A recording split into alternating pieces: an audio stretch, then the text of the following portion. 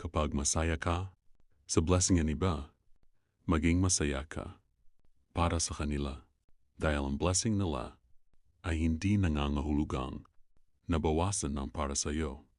Maging masaya ka para sa kanila dahil hindi mo kailangang mauna para maging karapat-dapat sa sariling blessing mo. Maging masaya ka para sa kanila dahil ang tagumpay nila ay hindi kabiguan mo. Maging masaya ka para sa kanila dahil hindi pare-pareho ang timing ng Diyos sa bawat isa. Maging masaya ka para sa kanila dahil may mga panalangin sinagot sa kanila na maaaring maging patunay na sumasagot din ang Diyos.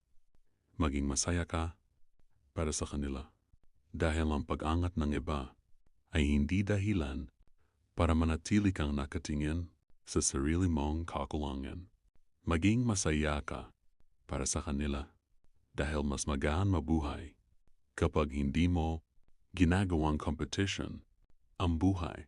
Maging masaya ka para sa kanila dahil baka habang hinihintay mo ang sarili mong biyaya, may inihahanda rin ng Diyos na hindi mo pa nakikita. Maging masaya ka para sa kanila dahil ang pusong marunong makagalag sa biyaya ng iba ay pusong natutong magtiwala sa Diyos. At higit sa lahat, maging masaya ka para sa kanila dahil di kailangang mawala ang blessing ng iba para dumating ang blessing na para sa iyo. Hindi bakit siya, hindi ako, kundi salamat Lord para sa Kanya. Kapag panahon ko na, alam kong hindi mo rin ako makakalimutan.